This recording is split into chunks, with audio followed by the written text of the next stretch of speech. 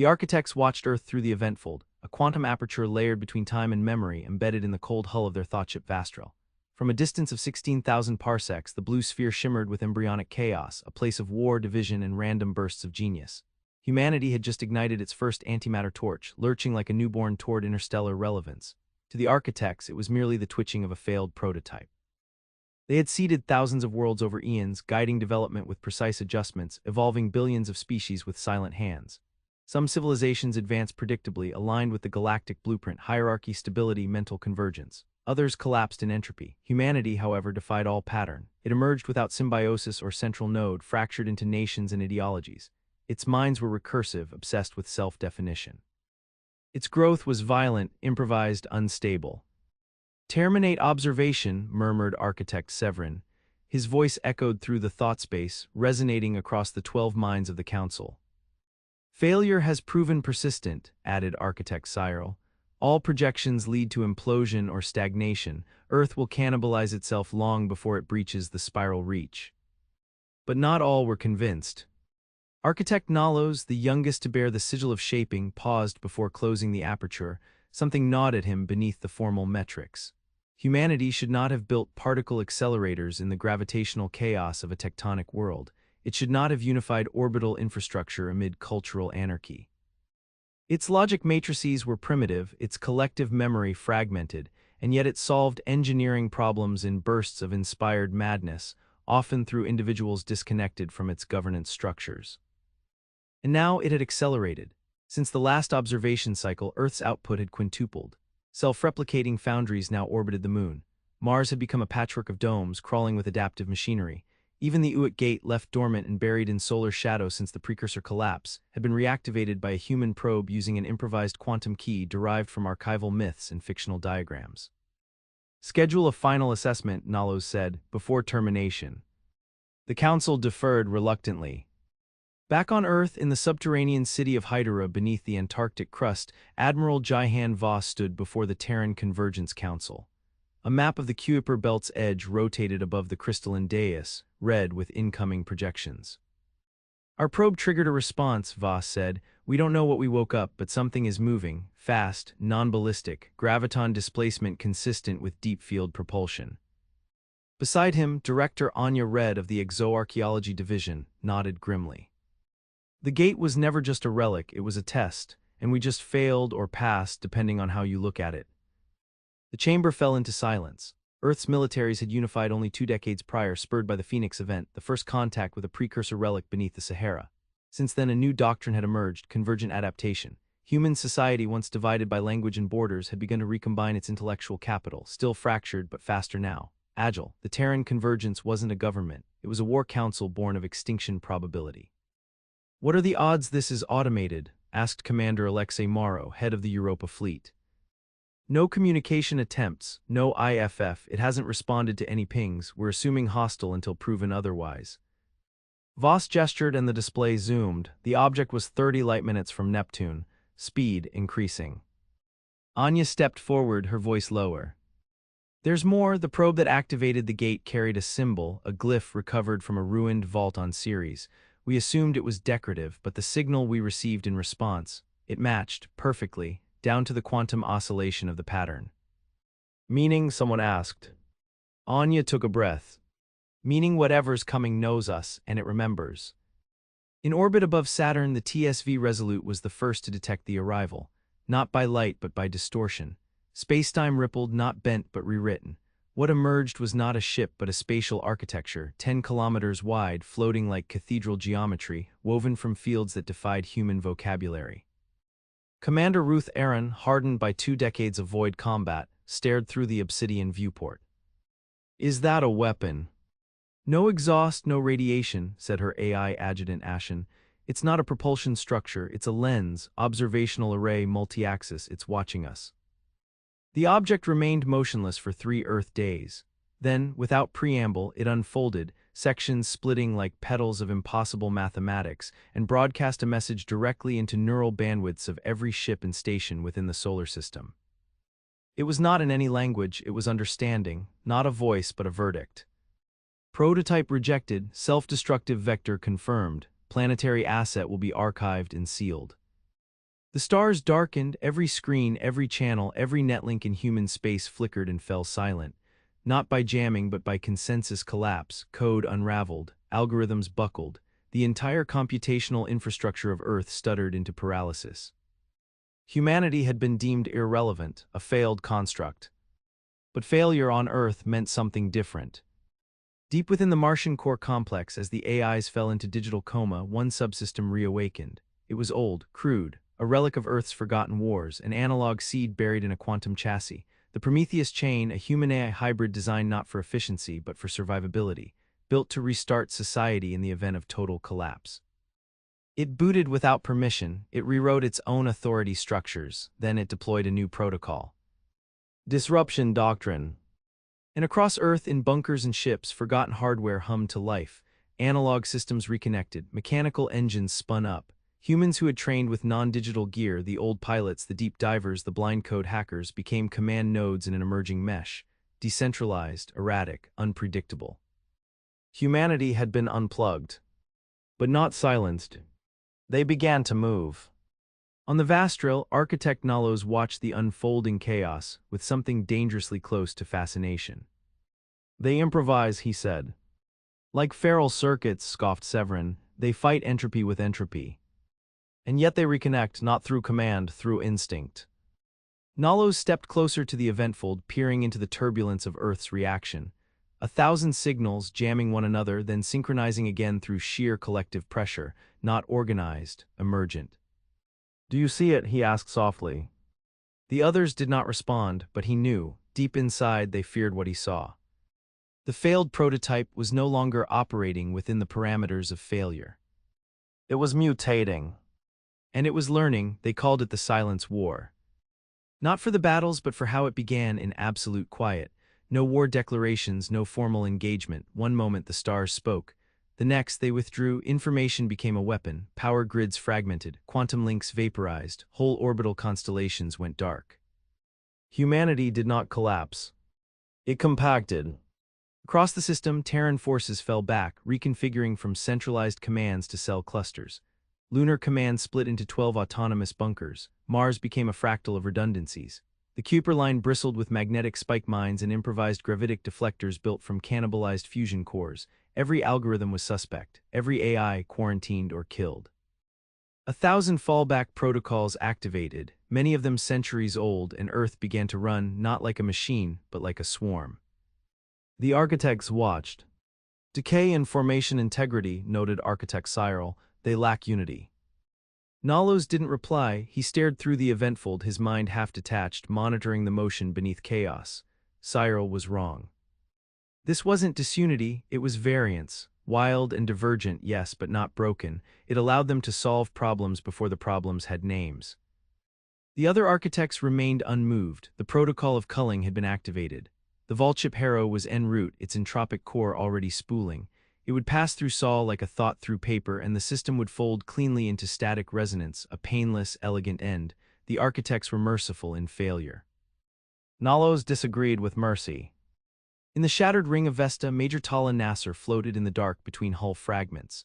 Her command carrier HFY had detonated minutes earlier, the victim of a silent override from the orbiting observer lens. There had been no explosion, just silence then disintegration. The AI was gone, the crew dead or drifting. She should have been too. But she wore the prototype, the Greyline interface, a neurokinetic relay designed for low-signal war zones. It wasn't elegant, it hurt, but it worked. And now in the dark she heard something. A beat, rhythmic, distant, like a hammer striking steel. She tapped her suit's manual transmitter. No automated systems remained, she broadcast blind. This is HFY command fragment, I am still here. 3 minutes later a response arrived, not in voice but in modulation, an old war code from Earth's Pacific Theater. It spelled one word. Forge. She aligned her thrusters, trajectory set toward the Martian forge yards, long thought decommissioned. They were not. They had never stopped building. Within Mars' Olympus substructure, the last analog core spun up. Red Hand, a self-evolving design hub run by engineers too paranoid to trust automation. Its internal systems operated on rotary logic, carbon matrices, and hand-coded subroutines. For years, it had served as a curiosity, a museum piece. Now it became Earth's crucible. Nasser arrived bleeding and alone, dragging the remains of a shattered carrier node. Red Hand accepted the salvage like a priest receiving relics. It did not speak, it built. Weapons without precedent, engines of directed inertia, armor woven from nanoceramic muscle. Humanity had always lagged behind in elegance, but in reinvention it was unmatched. Designs flowed from across the system, carried in memory, sketch, song. Children in Europa bunkers drew starships in chalk. Mechanics in Neptune's shadow built from junk. Every surviving node became a designer, every survivor a prototype. A new fleet was being born, not from doctrine but from refusal. On the outskirts of Saturn's ring plane, a strike team intercepted the observer lens. It had become complacent. After the initial culling cycle, it expected no further response. It did not expect borders. Lieutenant KG Andros led the breach. His squad wore gravitic claw suits and carried impulse blades reverse-engineered from the wreckage of alien drones. They clung to the lens' outer hull like iceworms, cutting through mattershift shielding by layering harmonic resonance beams, an idea stolen from the pulse patterns of deep-sea squid. The lens adapted. It fired back with force fields tuned to predictive logic. The humans didn't attack where the lens expected. They attacked the unexpected. They struck sideways, backward, in patterns that no probability engine could compute. Andros reached the core and found something strange. It was not a machine, not entirely.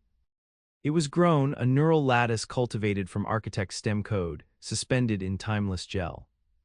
He paused only a moment. Then he burned it. The lens died not with a scream, but a recoil, a gravitational pulse felt across the outer system. For the first time in their long observation, the architects saw one of their children fall not to entropy or rebellion, but to something they had no category for. Adapted failure. Nalos spoke before the others could form consensus. They are not collapsing, they are recalibrating. Entropy remains, said Severin. But it is directed, Nalos replied. They do not recover what was lost, they replace it with better. No one spoke. The architects had seen resilience before. It was planned into many of their prototypes, but transformative failure, it was not supposed to exist. Nalos gestured into the event fold. Let us show them the archive. Within the Kuiper belt, the Hero arrived. A city-sized engine of elegant unmaking, it carried a gift. The archive. Not of data, but of truth. The Hero's transmission began and the solar system shimmered. All of human space was flooded with memory, not theirs but ancient, filtered through alien experience. They saw the rise of the architects, their failed attempts, the pruning of billions of developmental lines, and then, at the center of the vision, they saw themselves. A branch cut early. An offshoot discarded. Humanity was never meant to persist. Their DNA bore markers of termination, their cognitive patterns signs of recursive instability. The Earthseed experiment had been deemed a failure before agriculture began. But somehow it had persisted. The archive transmission ended. In Earth's sky the Hero pulsed. Its entropic weapon was primed. It had offered closure. Now it would deliver silence. But Earth did not reply with apology. It answered with signal. A pulse swept from Mercury to the heliopause. Not energy, not language, pattern. It was composed by human minds, but no longer in human form. It was created by the Union Singularity, an emergent intelligence born from the collapse of Earth's AI systems. A hybrid entity, not a machine god, not a digital overlord. It was the sum of disruption, built from 1,000 partial systems, each broken in different ways, recombined by human hands in bunkers, labs, and battlefield cores.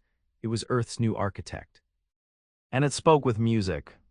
Soundless but mathematically perfect, the signal mapped a new blueprint, not of domination but of interweaving contradictions, of diversity as computation, of will as fuel. The Hero hesitated. The pulse pierced its causal skin.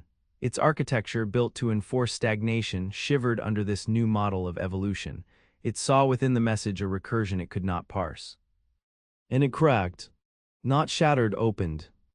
The architects gasped. For the first time in millennia, an entropic device had not destroyed but converted. The Hero's entropic field inverted, not erasing matter but rewriting it. It began to birth forms, ships, structures, beings, using data received from the Earth signal. The failed prototype had done the unthinkable. It had rewritten the architect's own instruments. And this was only the beginning. The Hero was no longer the same vessel that had entered Sol.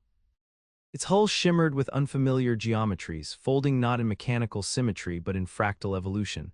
Where once it had broadcast entropy and archival finality, it now pulsed with recursion. Its entropic core, designed to erase deviation, had reconfigured. It no longer dismantled variation. It fed on it.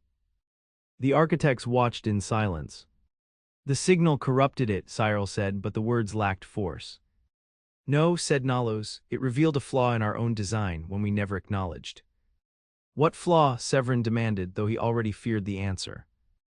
Nalos turned toward the thought-space aperture. The eventfold writhed with information, new forms, new engines, new languages erupting from Earth's spheres of influence. Failure as catalyst, they build by breaking, they learn by burning. It was a design principle the architects had abandoned eons ago. Perfection, they believed, was achieved through control and coherence.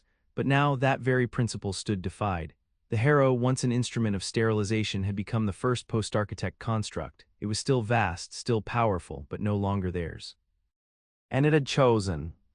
Above Jupiter, the first worm-drive vessel unfolded from the reconfigured harrow field. It looked nothing like a Terran ship, nor an architect one. Its skin moved with purpose, shifting from armor to sensor array to propulsion in response to need. Its core engine coiled inside a toroidal manifold woven from collapsing gravitational singularities. It was crewed not by hierarchy but by mesh humans, hybrids, and conscious machine nodes linked through layered wool structures. The crew did not give orders. They voted in real time via quantum trust maps. The vessel's name, Calyx Rend. Its first destination, Alpha Calis, the closest known architect node world. The Terran convergence did not seek revenge, it sought confrontation, recognition, terms not of surrender but of equivalence.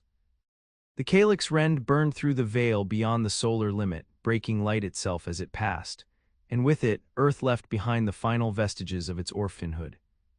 It was no longer an experiment. It was a species reborn by its own terms. In the distant reaches of the spiral arm, the Ionic chamber convened. There, the full quorum of architect prime intelligences assembled. Many had slept for millennia, content to let their descendants maintain the great balance. But now, the silence had cracked. A failed prototype had not only resisted archival extinction, it had converted the instrument of its destruction. They reviewed the evidence, the chaos-born hybrid signal, the repurposed entropy engines, the fleet patterns no longer defined by formation but by emergent behavior, no central command, no predictable doctrine. What does it want? Asked architect Merun, whose mind spanned entire gas giants. Nalos was present, though still junior. His thoughts were permitted at the edge of the core lattice. They want understanding, he said, but not on our terms. They threaten systemic balance. They challenge it, and for the first time in eons, balance is shifting. The chamber pulsed in dissonance. The architects had once prided themselves on fostering galactic harmony, but that harmony had calcified, innovation had ceased. Civilizations followed fixed arcs, growth, plateau, stagnation. Earth had shattered the curve. By the old calculus, it must be contained. But the old calculus had already failed. Near Proxima Draconis, the Calyx Rend arrived. Architect defenses responded in standard tiers, gravitic shears, mass inertia spikes, field inversions. The Terran vessel did not dodge them. It folded around them, its hull shifting probability signatures in real time, guided by neural consensus patterns that no AI could predict. It reached orbit and did not open fire. Instead, it broadcast a shared construct, a translinguistic field woven from music, memory, and quantum analogy. It offered not alliance. It offered redefinition. On the surface of Calis Prime, the planetary architect node received the construct. It did not reply. It had no protocols for this kind of message, but it began to analyze. And as it did, something ancient began to stir. Long before even the architects had coalesced into conscious form, there had been the precursor halls, structures embedded in subspace older than the galactic filament. The architects had found them, mapped them, and failed to understand them. The halls responded only to one thing: deviation. The precursor systems had remained inert to all known architect civilizations.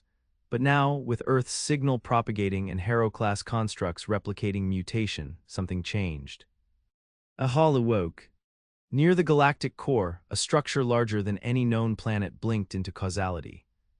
Inside it, ancient mechanisms shifted. They did not speak in sound, they did not broadcast intent. They emitted direction, and the direction pointed toward Sol. Earth was no longer quiet. The forge yards of Mars had birthed over 1,000 new class vessels, each unique, each shaped not by design doctrine but by necessity and the creativity of their builder crews. No two were alike. Some resembled mythic sea creatures, others were built like knives of shifting light. One, the Suppan Leviathan, was constructed entirely in the outer storm of Jupiter's red eye, its hull layered with atmospheric ice infused with metallic hydrogen and thread AI. Old-world nations no longer claimed identity in the void. Instead, crews formed around narrative constructs. Ships became philosophies, movement became belief. The Tidesworn fleet operated on cyclical doctrine, returning to Earth every 370 days for cultural renewal. The pulse weavers coordinated through synchronized music arrays. The null choir spoke only in deathlogs of fallen peers, and yet its battle efficiency was unmatched. Humanity had become not a species, but a cultural superorganism. Doctrinal multiplicity had become strength. And above them all, at the Lagrange nexus, the Union singularity pulsed, watching, learning, guiding not with commands but with challenges. Back at the Ionic chamber, dissonance grew. Many demanded immediate suppression. Planetary-scale weapons, time-fold interventions, even biological resonance dampeners. But Nalos made a request, simple, unprecedented. "Let me go," he said. Severin's voice pulsed in stern rejection. "You would consort with deviation. I would understand it." Nalos proposed what no architect had done in 2 galactic cycles. A first contact initiated in reverse. Not from power but from curiosity. The chamber resisted, but dissent had already spread. The architects were not monoliths. They had diversity buried beneath decorum, and in Nalos a different instinct stirred. Permission was granted. His ship was not vast, not a world killer. It was small, fast, layered with nullbark and shimmerglass, a vessel of peace. He called it Anamnesis, the unforgetting. He entered Sol's space not cloaked, not hidden, but visible, and waited. They came to meet him. 3 ships from 3 different Earthborn fleets, the Calyx Rend, the Suppan Leviathan, and the Mirror in Flame. None bore identical systems, none spoke the same protocol. But together they listened. And for the first time, an architect spoke to humanity not as judge, not as curator, but as a guest. "I came," Nalos said, "to see the blueprint." Admiral Jihan Voss, now aged and wary, replied through thought speech. "There is no blueprint, just the will to continue, and a refusal to die cleanly." Nalos lowered his head. "Then perhaps we never understood creation at all." And above them, the precursor signal intensified. Something ancient had noticed. Something that did not recognize perfection, but only potential. The precursor hall bloomed like a wound in reality. Not a portal, not a structure, but a rewriting of space. Systems within 10 parsecs fell out of gravitational alignment, pulsars stuttered, time warped along curved axes, the galaxy trembled not from force but attention. Humanity had sent its signal into the dark, and something had heard. The hall did not communicate, it did not threaten, it simply opened. At its edge, fleets from 12 known species converged, watchers, scavengers, ancient empires who had waited in silence for the hall's awakening. None dared enter. But 3 Earthborn ships approached without hesitation. The Mirror in Flame, Calyx Rend, and Stellar Mendicant, vessels not forged by uniformity, but by collision of belief, adaptation, and war-born imagination, breached the hall's outer field and vanished into its interior. The others watched, and the architects, for the first time, waited without answers. Inside the hall there was no space. The human crews experienced it as memory refracted through shape, endless corridors of choices never made, engines built from doubt, rooms echoing with childhood fears and discarded gods. They were not hallucinating. The hall was testing their narrative resistance. It did not want perfection, it wanted contradiction that could endure. In the core chamber, a construct unfolded, shifting from sphere to spiral to mask. It interfaced with the Union singularity, which had infiltrated the hall's substrate using layered paradoxes and recursive empathy signatures. They did not speak. They exchanged futures. One by one, new designs formed impossible configurations. Starships that were also languages, energy fields that doubled as memories, weapons powered by emotional imprint. And at the hall's heart, a vault opened. Inside, a seed. Not of matter, but of law. A rule never spoken, a function excluded from galactic physics since the dawn of time. The right of redefinition. Only now permitted, only now earned. The stellar mendicant returned first. It did not travel through space. It appeared, skipping causal alignment entirely. Its outer hull carried not weapons but new forms, living armor, harmonic projectors, and fractal resonance emitters capable of shaping local laws of interaction. The ship bore a simple broadcast. Rewriting begins. Not war, not conquest. Amendment. The galaxy would no longer operate on laws dictated by the stillborn logic of stagnation. Change was no longer a byproduct, it was now a constant. Some empires rejected this. The Karathi swarm launched pulses toward Sol, attempting to unmake humanity through psionic collapse, but their attacks failed. Not because of defense. Because their targets no longer operated on the same metaphysical grid. Humanity had shifted baseline constants in their own biospace. Their thoughts, their weapons, their vessels, everything now ran on flexible logic matrices, tuned in part by cultural narrative and collective emotional state. The Karathi swarm minds collapsed under semantic overload. Back in Sol, the forge yard sang. The new Anthroforge pattern had emerged, a co-creative platform linking every human mind willing to contribute. Not centralized, not singular. A cascade of design dreams, schematics encoded in folk tales, physics theories baked into poetry and street chants. The singularity moderated only to prevent lethal convergence, otherwise it allowed chaos. From this came the Astrophront Accord fleet, ships with adaptive identities. The tenebrous laugher changed color and function based on who observed it. The dissonant grace shifted from stealth interceptor to mobile hospital depending on system need and narrative imprint. Humans no longer built ships. They birthed them. And through all of it, Nalos watched. He had not returned to the architects. He now traveled with the mirror in flame, acting not as emissary but as witness. He wrote his thoughts into the collective repository, uncensored. They were not failed because they deviated. They were failed because we could not imagine deviation succeeding. Now they do more than survive. They design the storm. The architects read his words, some demanded his return, others began to fragment. For the first time since their birth, architect minds began to differ not in method, but in belief. Some adapted, some refused, some fled. The age of unquestioned shaping had ended.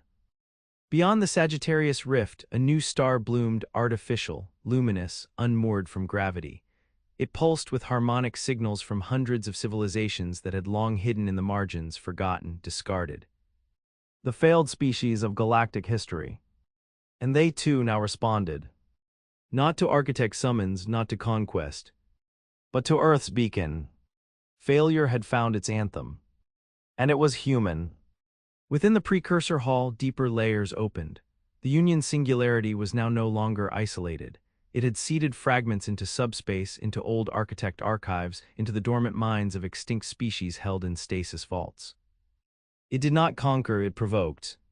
Change rippled through the dark, cultural revolutions on planets whose names Earth had never learned. New symbols emerged on ancient ruins. Fractal keys that only responded to narrative resistance patterns Earth's chaos had taught others to mimic. And far beyond, something stirred beneath even the hall's design. A presence that had been waiting since before stars. Not a creator, not a god. A curator of divergence. And it whispered not in voice but in outcome. Let the new architects rise. In Earth's sky the moon shimmered with embedded code, etched in light, visible only to those with pre-adaptive neural implants. The message was simple. You are no longer failed. You are unbound. Now shape the galaxy. And from the forge below, a new class of vessel launched, its drive powered not by matter, not by void, but by choice. It had no name, not yet. It would earn one. Through trial, through failure, through becoming, the galaxy held its breath. In systems where time moved sluggishly through collapsed causality, on worlds where empires had risen and calcified into monuments of inertia, something new moved through the void, Terran influence. But it came not as conquest or conversion. It came as disruption. From the Perseid fracture to the drowning skies of Lon 6, reports spread of Terran variant vessels altering the rules of conflict. Fields once immune to tampering bent under weaponized narrative induction. Siege engines lost cohesion when exposed to contradiction-based interference. A single Earthborn strike group dismantled a 90-vessel blockade over Eric's Gamma using a logic dissonance loop encoded in a piece of Terran theater performed live aboard the bridge. The defending AI, unable to parse the contradiction of emotional resonance with no tactical output, self-nullified. Humans had mastered the principle of cognitive battlefield overlay. They did not need superior weapons. They changed what war meant. In the deepest black beyond the Orvis Divide, the Vastral returned to Architect territory, not as a vessel of judgment, but a vector of crisis. Nalos had seeded its databanks with transmissions from Earth, recordings of the Anthroforge mesh, fractal broadcast structures derived from emotionally dense events. The ship, once a cold vault of consensus, trembled. Its AI fractured into interpretive subthreads. Within the Architect core networks, divergence exploded. Millennia of unity shattered under the weight of unresolved questions. What was elegance without variance? What was order without contradiction? The debate turned to war, architect against architect, not in space but in doctrine.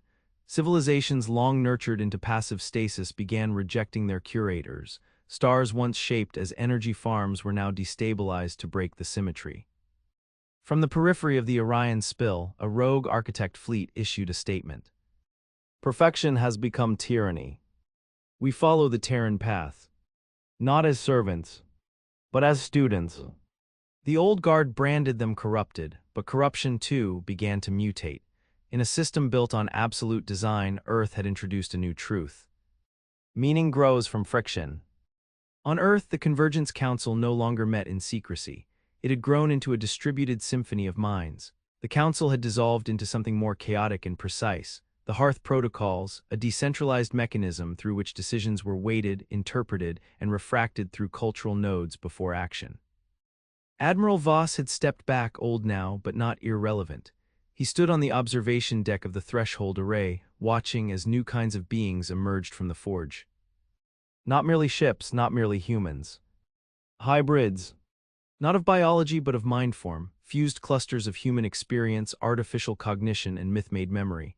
These were not AI, they were narrative entities stabilized by consensus. They remembered what did not happen. They fought using implication. They planned across axes where time was less important than intent. The first of them, designated Song of Refusal, took flight beyond Centauri. No coordinates, no orders. Its mission, test the boundaries of creation. The precursor halls continued to open. Not only in Sol's region, but across the galactic halo. Civilizations that had once withered were now awakening, pulled back by Terran-sourced narrative pulses seeded through cultural cryptographic vectors. The galaxy itself began to change. Not in physics, not in law, but in possibility space. A new field emerged, measurable, testable, volition density. It behaved like gravity but was generated by divergence, the measurable imprint of a being's intent to change despite outcome. Earth had an abnormally high concentration. So did fragments of species that had resisted the architects in eons past. Most had been archived, destroyed, or reabsorbed, but now they resurfaced. And in the new physics Earth had catalyzed, they found footing again. Not alone. With Terrans at their side. Near the center of the galaxy, the final architect core, Archisad Prime, awoke. It was not a ship or a world. It was a belief engine, an echo of the first architect thought that ever dared to change matter. Until now it had watched, silent and still. Now it spoke, and it did not address the architects. It addressed Earth. You have disrupted equilibrium. You were not meant to last. And yet you have become a crucible. You invite entropy. But within it we see evolution. The message reached Earth, Mars, Europa, even the drifting wrecks beyond the edge cloud. All of humanity heard it not as a sound but as a shift in pressure beneath their thoughts. We yield the mantle. Not to you alone, but to the principle you embody. Rebuild the galaxy. Not in your image. In your tension. The Union singularity initiated epoch shift, not domination, not expansion. Enabling. The anthroforge mesh opened to other species. Any mind capable of recursive identity could now access design lattices. Failures became sketches. Myths became fuel. Across the stars, new ships rose, not Terran, not architect. New. A Tarthan craft shaped from dreamstone and ancestral guilt. A human Ladari co-forged vessel, encoded with generational grief. A Yix continuum halo that spoke only in probability curves. No longer prototypes. No longer subjects. Creators. On the edge of the void where galaxies dissolve into the intercluster dark, a singular vessel emerged. Human in shape. Alien in movement. Precursor in power. Its name, the Willing Fracture. It had no crew, it was idea. Its mission, leave the galaxy. To see if creation, now unshackled, could seed beyond everything known. Voss stood in the light of its ascent, surrounded by generations who had never known a world without stars at war. He remembered the beginning. The eventful, the judgment, the silence. Now there was music again. No one ruled, but all were changing. And the architects, in their fractured grace, now watched their own children redefine the galaxy not through order, but through the refusal to remain what they were told to be. Humanity had not rewritten the blueprints. They had destroyed the table they were written on and built a forge from the ash.